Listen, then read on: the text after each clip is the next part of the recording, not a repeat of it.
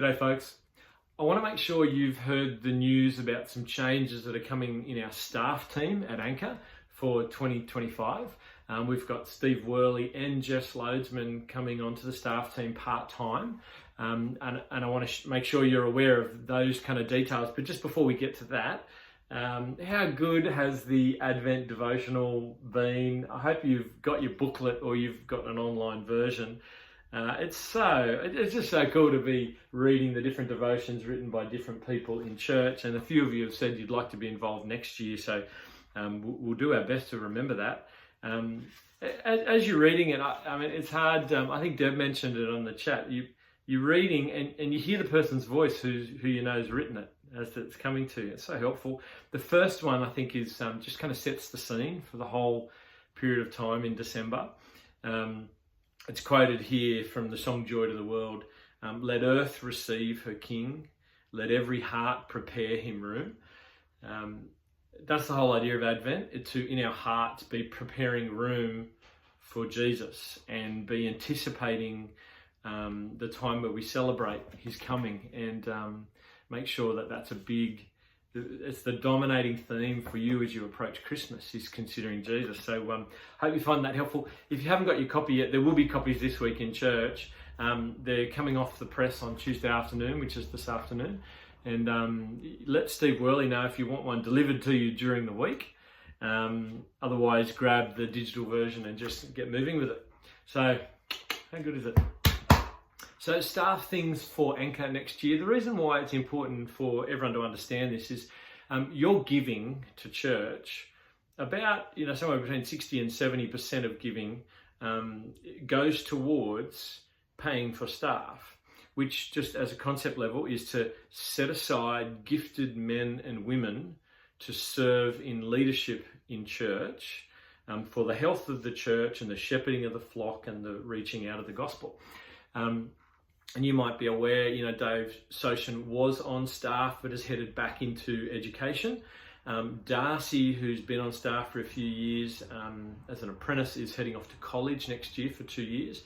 And so we've had some big pieces to need people to step in and fill. And so it's great news.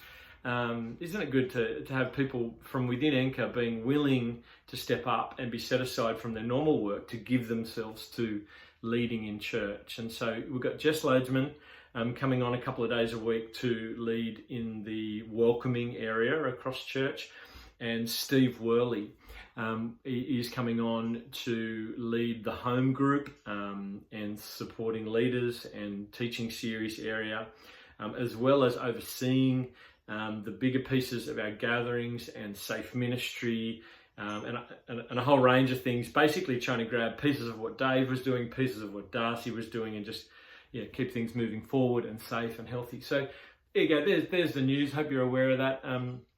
Please we'll get Jess up in church in a few weeks' time, and maybe you caught on the weekend when we got Steve and Mel up. When a person transitions, out of kind of normal secular work or into, ministry, it is a bit of an adjustment. So please be praying for Steve and Mel and the kids, and for John and Jess and the kids as they transition in. Please love them, care for them, pray for them, and let them lead you. That's the idea of setting people aside, that we would be shepherded and we'd be led well by those among us. So that's what's happening. So you're aware of it, and so you can be praying for that. And as we approach Christmas, you might have caught, we're going to do our Christmas services on Sunday the 22nd.